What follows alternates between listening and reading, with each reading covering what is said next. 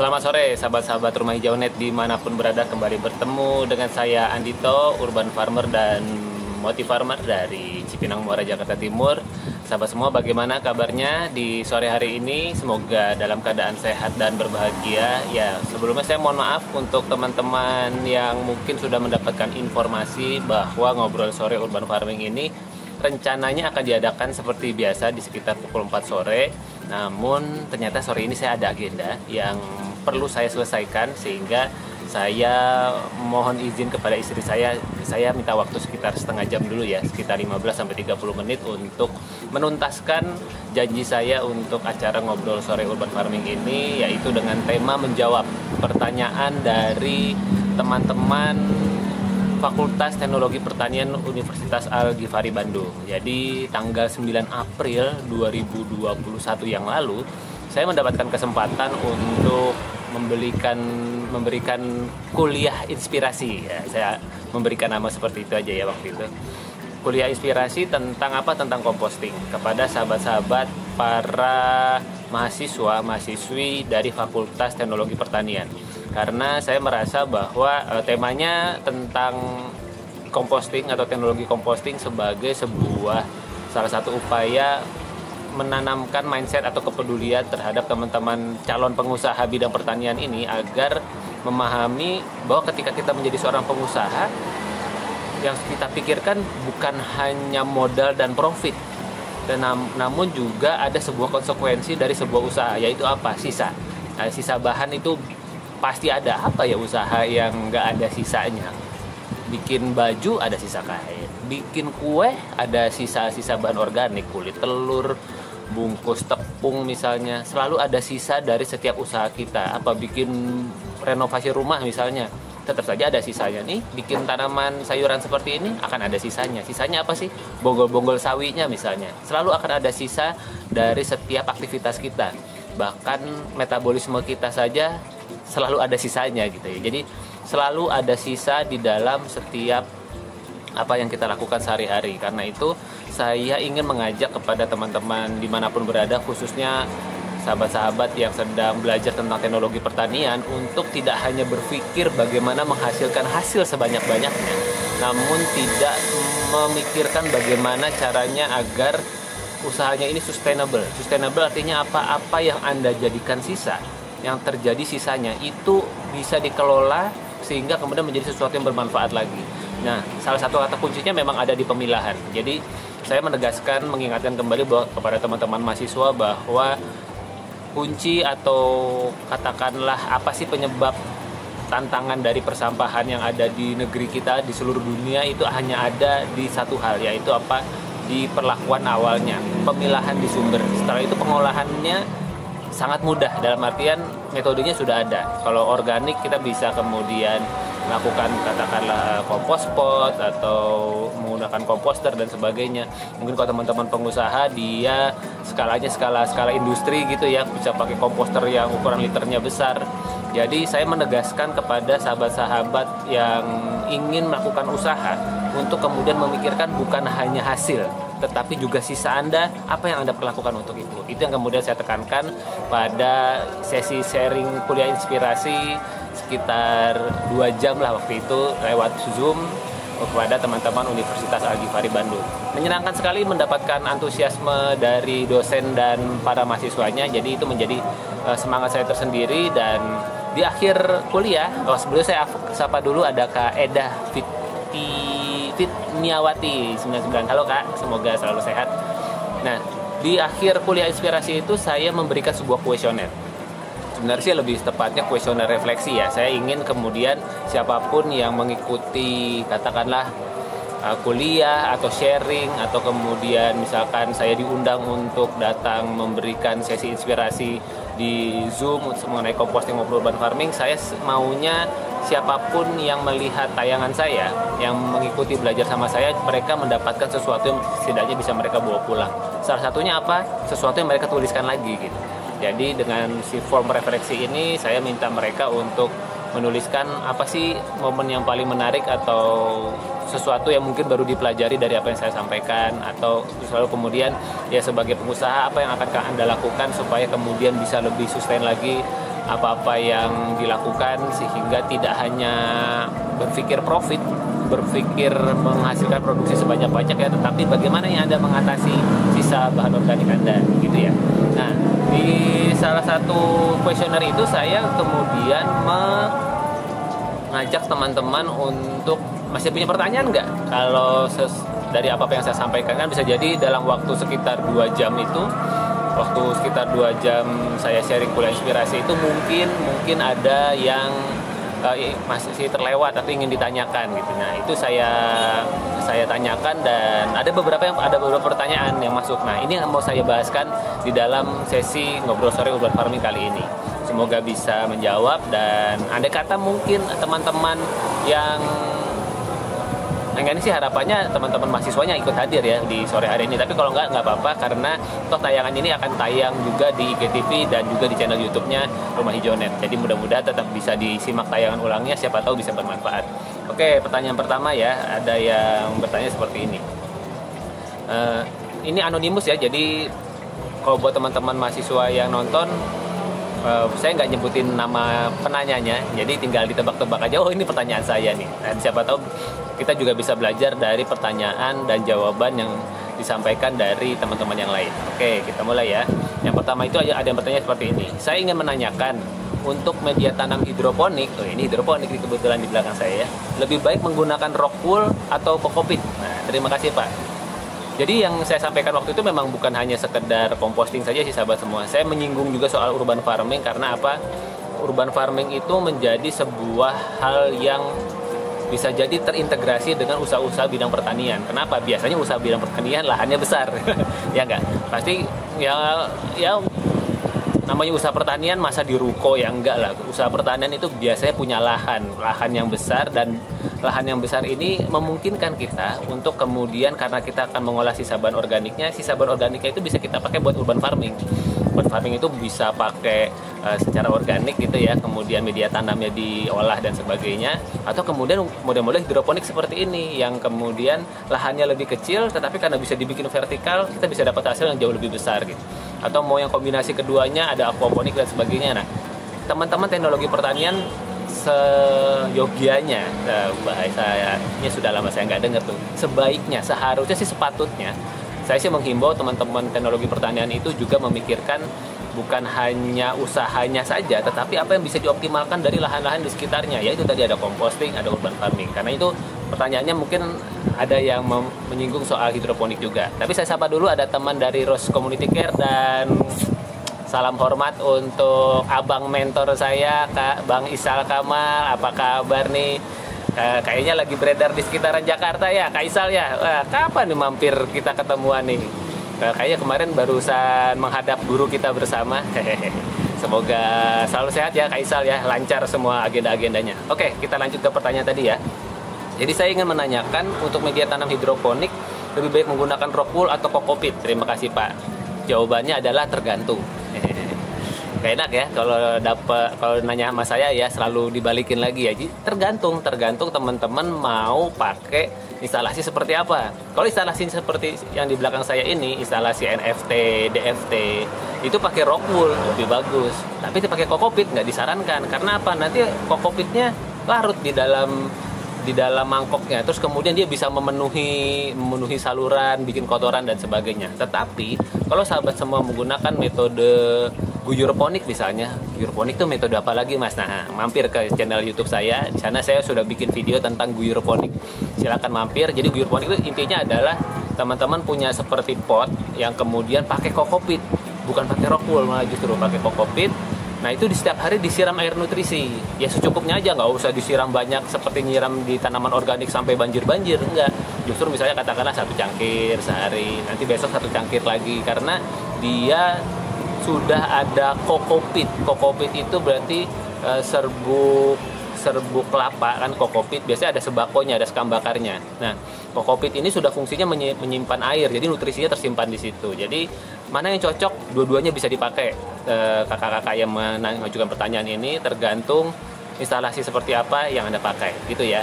Wih, Kak Isal, sehat selalu Kak Andit, izin belajar dari live-nya, sukses selalu. Sukses juga Kak Isal. Mau belajar apa sih di sini Kak Isal? Kayak yang lagi nanam sayuran aja di sana. Atau jangan-jangan Kaisang nanam sayuran ya di sana ya? Curang nih, nggak ada foto-fotonya nih. Oke, kita lanjut dulu ya. Pertanyaan berikutnya, mengenai limbah air tempe, apakah itu bisa digunakan untuk composting? Oke, air ya, berarti air tempe. Kalau air, saran saya itu tidak bisa buat composting. Karena apa? Itu basah. Jadi salah satu kata kunci dari composting adalah menjaga kelembapan.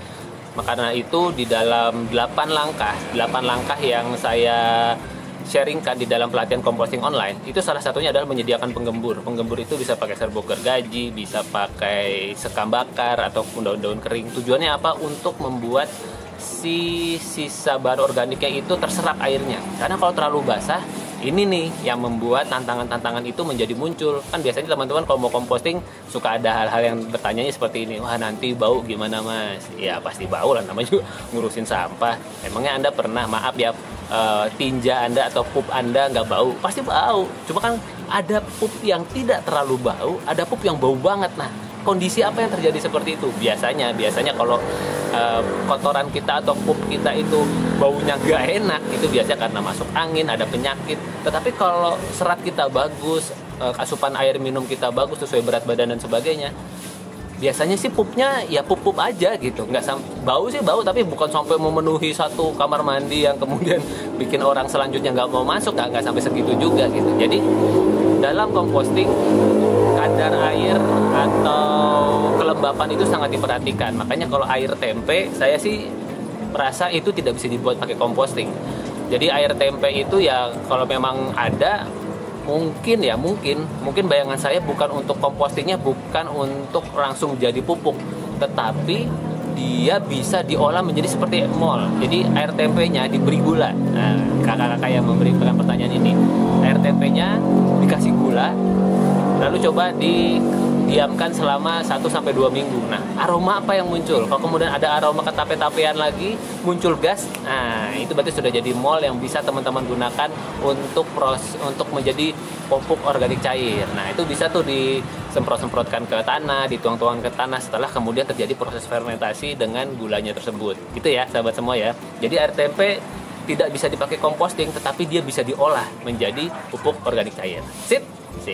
Lanjut ya. Wah, ini ada Kak Intan Zam Living. Ini pakarnya hydroponic. Jadi buat teman-teman yang mau composting dengan cara yang cantik sama Kak Intan. Karena kalau saya caranya cara hajar bleh, cara bapak-bapak. Tapi kadang-kadang ada ibu-ibu yang senangnya yang cantik, yang cakep, yang hasilnya enak dipandang mata tuh sama Kak Intan ya. Langsung mampir ke Instagramnya Kak Intan. Ada Kak Ahmad 1357 juga. Halo Kak Ahmad. Kita lanjut ke pertanyaan berikutnya ya. Pertanyaan berikutnya adalah, mungkin Bapak bisa melakukan sosialisasi ke tempat saya tinggal tentang composting atau sesuatu yang berkaitan dengan sampah. Karena di tempat kami tinggal, kami sebagai pemuda adat atau generasi penerus sedang berusaha membuat TPA dan mengolahnya menjadi pupuk untuk kebun kami. Ini keren banget. Kalau kemudian teman-teman punya niat membuat TPA dan dari sananya menjadi pupuk, itu berarti teman-teman sudah mulai memperkirakan atau sudah mulai mengkonsep kira-kira model pengumpulan sampahnya seperti apa.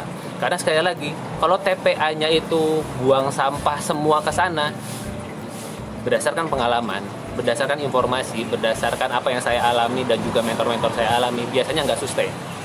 Kenapa nggak sustain? Kita nggak mudah untuk ngurusin sampah orang lain, ya nggak?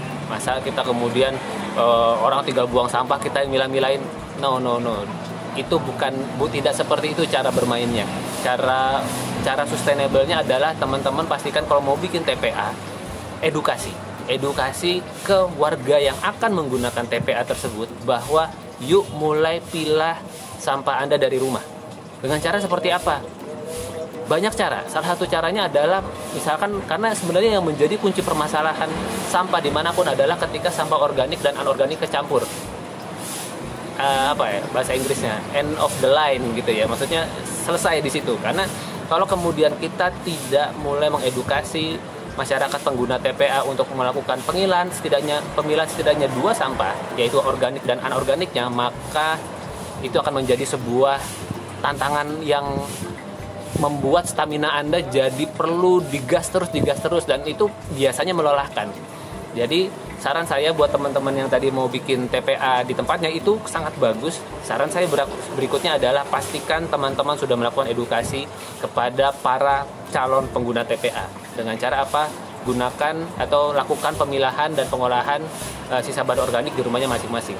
Atau kemudian Anda yang kemudian melakukan proses pengumpulan. Misal contoh, misalkan di TPA itu akan mengakomodir 50 kepala keluarga. Maka pastikan di setiap rumahnya ada satu tempat sampah khusus untuk bahan organik mereka.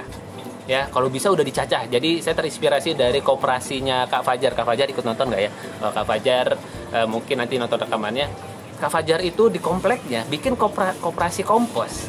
Caranya gimana? Jadi ada ember khusus yang memang disebarkan oleh koperasi tersebut. Itu diisi dengan sisa bahan organik. Kebetulan di tempatnya Kak Fajar tidak menerima yang hewani. Hewani disarankan dikubur dengan lubang organik atau masuk ke biopori. Hanya sisa sayuran saja, tapi sudah dicacah-cacah. Udah dikumpulin, nanti kemudian diolah di tempat pengolahannya. Kan sebenarnya pengolahannya apa sih? Cuma didiemin aja kan sebetulnya. Didiamkan, kemudian ketika sudah jadi pupuk, itu yang kemudian dibagikan kembali ke warga. Jadi mereka menabung kompos.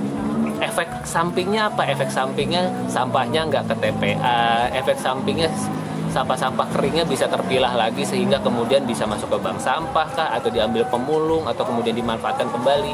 Jadi banyak sekali hal yang bisa terjadi, hal baik yang bisa terjadi ketika teman-teman mulai memilah sampahnya sejak dari rumah. Ya, jadi teman-teman yang mau bikin TPA ini sangat saya dukung, tetapi jangan tinggalkan atau pastikan teman-teman melakukan step selanjutnya, yaitu apa? Edukasi untuk melakukan pemilahan sampah sejak dari rumah. Begitu ya sahabat semua ya. Oke, kata kaitan bisa aja nih Mas Andito, yang penting semua mau ngompos, betul Kak.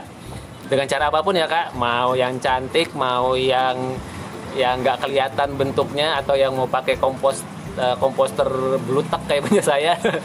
Di posternya ini kan komposternya blutek tuh, tapi bayangkan itu sudah 5 tahun bantu saya loh untuk kemudian mengolah sisa bahan organik saya sampai hari ini, sampai pagi ini. Pagi ini saya masih melakukan proses composting dengan si komposter saya itu. Keren? Keren. Oke, lanjut ya pertanyaan berikutnya ya. Nah, pertanyaan berikutnya adalah mengenai metode composting yang dilakukan Bapak.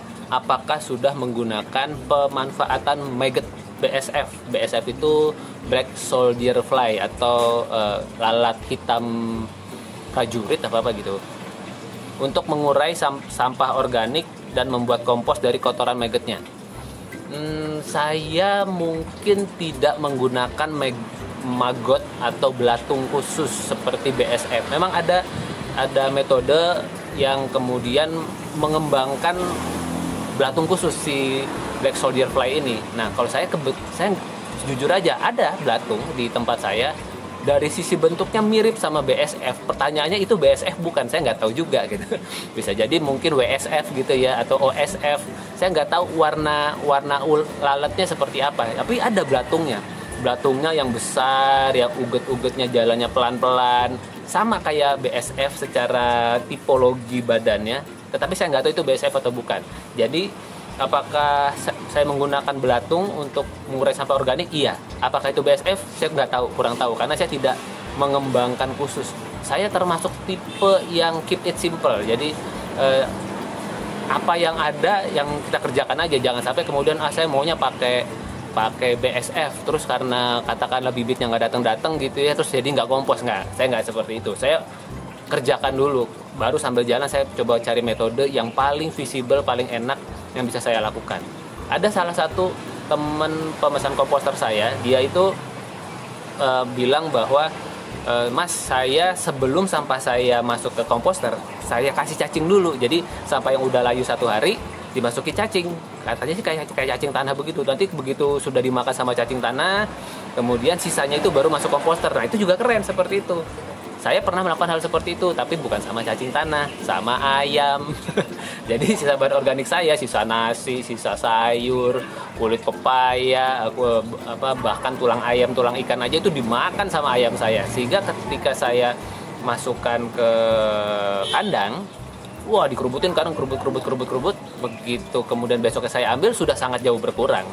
Nah, itu lebih seru lagi tuh modelnya. Jadi kita menggunakan bukan hanya belatung, tetapi menggunakan hewan lain yang bisa kemudian memanfaatkan sisa bahan organik kita. Boleh? Oh boleh banget. Kan yang penting bermanfaat kembali.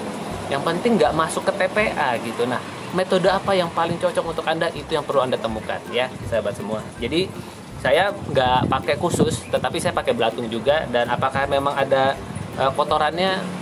Kayaknya udah kecampur deh. Saya nggak pernah memperhatikan mana sih kotoran maggot seperti apa gitu ya, sahabat semua. Nah, ada pertanyaan dari Kak Edah. Nanti akan saya jawab ya Kak Edah ya. Saya selesaikan dulu pertanyaan dari teman-teman ini karena masih ada 2 lagi. Nah, ya pertanyaan berikutnya adalah lebih kepada komposisi dan SOP dari pembuatan ekoenzim. Kalau untuk membuat ekoenzim dan SOP-nya, saran saya teman-teman silakan tonton video saya di YouTube saya tentang tutorial membuat ekoenzim, karena di sana saya sudah jelaskan secara lengkap. Secara prinsip, ekoenzim itu memiliki sebuah standar perbandingan antara gula merahnya yang digunakan, air yang dipakai untuk merendam, sama sisa bahan organiknya. Mudah-mudahan saya nggak salah sebut karena saya sudah lama nggak praktek, tapi saya sudah terus mengumpulkan dan menggunakan sisa bahan organiknya. Kalau saya nggak salah 50 gram gula merah dicampur dengan 150 gram sisa kulit buah. Jadi 150, baru kemudian airnya adalah 500 ml. Ya, jadi 50 gram gula merah, lalu 150 gram bahan kulit buahnya. Jadi kulitnya ya sahabat semuanya, bukan dagingnya, bukan dagingnya, betul-betul kulit. Jadi semakin keras dia, dalam artian memang kulitnya itu semakin baik hasilnya. Karena kalau dagingnya yang dipakai, maka itu namanya nanti disebutnya sudah kita akan bikin MOL, mikroorganisme lokal. Jadi beda-beda peruntukan. Baru kemudian airnya 500 ml. Ya, seperti itu sahabat semua. Mudah-mudahan bisa menjawab. Selanjutnya, berapa pengeluaran saat membuat composting? Mungkin maksudnya membuat komposter ya. Pengeluarannya tergantung komposternya model apa. Katakanlah mungkin pertanyaannya yang saya punya gitu ya. Yang saya punya itu ya, saya kebetulan nggak punya gentong bekas, saya beli gentong baru. Dan ya material apa segala macam sebetulnya habisnya mungkin tidak sampai Rp200.000 per komposter, karena kan saya bikinnya sesuai yang saya mau gitu ya. Maksudnya saya ada pintu sampingnya, ada engselnya, ada kerannya, ada tatakannya yang saya lubang-lubangi, terus kemudian ada pipa tengahnya. Jadi sedikit lebih rumit, tapi mudah-mudahan sustain untuk kemudian dipakai bertahun-tahun kemudian gitu.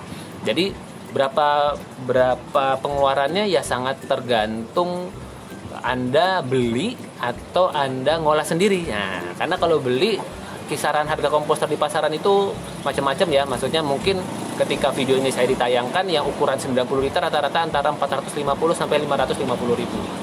Yang 90 liter, yang di atas itu tentu di atas itu. Dan ya bisa jadi ketika Anda menonton video ini, Anda perlu mengupdate lagi harganya berapa. Saya lagi, itu hanya salah satu metode. Jangan sampai Anda nggak ngompos karena Anda tidak punya komposter, oke? Karena masih ada lubang organik, masih ada kompos pot, masih ada biopori dan sebagainya. Sip? Sip.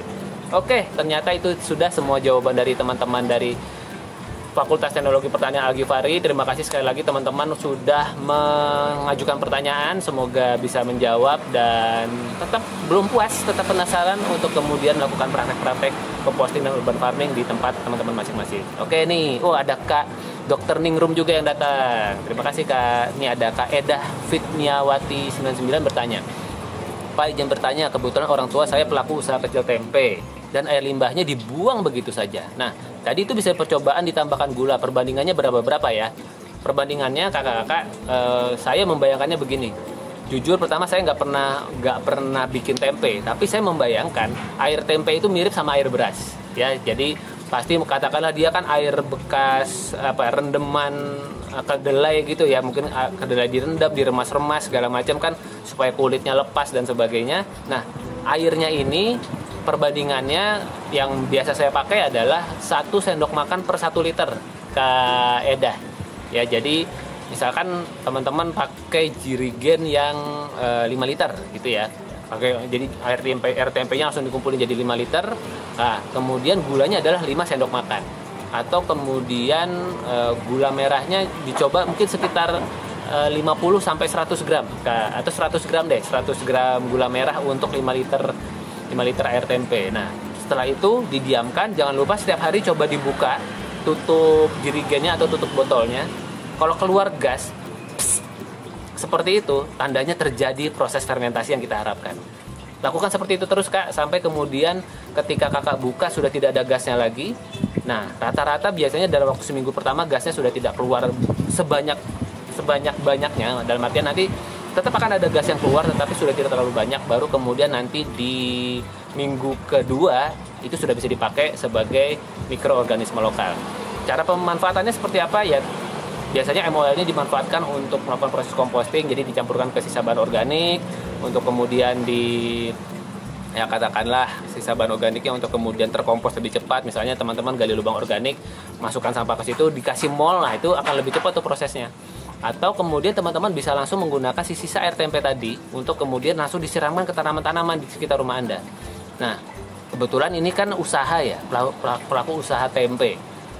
Bisa jadi kan setiap hari ada ya. Terus kemudian, wah mas, masa saya nyiram-nyiram ini terus di rumah saya? Anda bisa melakukan hal yang lebih menarik lagi, yaitu apa? Sedekah air MOL ke sekitar Anda. Tawarin aja ke tetangga-tetangga, mau nggak? Saya punya pupuk berlebih nih gitu, untuk kemudian diberikan ke tanaman-tanaman mereka. Atau kalau nggak ada yang mau terima, ya udah cari tanah kosong, tebarkan di situ. Cari mungkin apa, kadang-kadang ada lahan kosong ditumbuhi pohon pisang yang tidak bertuan, tuangkan saja ke situ kakak-kakak semua. Intinya apa? Air tempe itu tetap kita olah terlebih dahulu sebelum dia masuk ke saluran pembuangan. Menarik? Menarik, karena air tempe, air beras, air bekas cucian-cucian bahan-bahan organik kita itu niscaya mengandung sesuatu, mengandung nutrisi-nutrisi yang menarik, yang sebetulnya yang saya pelajari ya, ketika terjadi proses fermentasi dengan diberikan gula dan didiamkan beberapa saat, itu seperti memecah saya nggak tahu nih istilah mikronya ya, mungkin protein, mungkin asam amino, mungkin hal-hal yang sifatnya yang tadinya ketika kena air tidak mudah terserap, begitu dia terfermentasi, begitu masuk ke tanah, dia lebih mudah diserap oleh tanaman kita gitu. Kurang lebih seperti itu fungsinya proses fermentasi. Ya, kakak-kakak semua, sahabat semua, terima kasih banyak untuk keseruan kita di Ngobrol Sore Urban Farming kali ini. Saya senang banget atas antusiasme teman-teman yang sudah bertanya kepada saya lewat forum, waktu itu forum Zoom Kuliah Inspirasi, dan kemudian saya bahas pertanyaannya di sini. Semoga bisa menjawab dan bisa memperkaya wawasan, dan ya tentu saja semoga belum puas, sehingga kemudian kita akan tetap terus-menerus belajar untuk menjadi bagian dari manusia-manusia yang pro terhadap lingkungan, yang pro terhadap keberlanjutan. Karena kita adalah bagian dari bumi ini, maka tentu kita perlu berkontribusi terhadap keberlangsungan bumi ini. Dengan cara apa? Yang paling sederhana teman-teman semua. Jadi mudah-mudahan gak bosan mendengar apa yang saya sebutkan mengenai memilah sisa bahan organik Anda sejak dari rumah, baik yang organik dan yang organik. Lakukan saja 2 itu dulu, maka itu adalah sebuah langkah luar biasa untuk mengurangi 40% dari sisa atau dari tumpukan sampah yang ada di TPA yang mungkin sudah bikin kita bingung, sebel karena baunya dan aromanya dan sebagainya. Baik sahabat semua, saya Andito, terima kasih banyak atas kehadirannya sore hari ini, dan tayangan-tayangan ini bisa disaksikan ulang di IGTV. Jadi buat teman-teman yang mungkin bernonton di belakangan, silakan nanti tayangan ulangannya disaksikan. Nanti juga saya akan upload di channel YouTube saya, dan audionya akan saya naikkan di channel Spotify-nya Rumah Hijau Net. Saya Andito, sampai kita ketemu lagi di Ngobrol Sore Urban Farming episode yang selanjutnya. Tetap semangat, tetap jaga kesehatan, sampai kita ketemu lagi sahabat semua. Bye.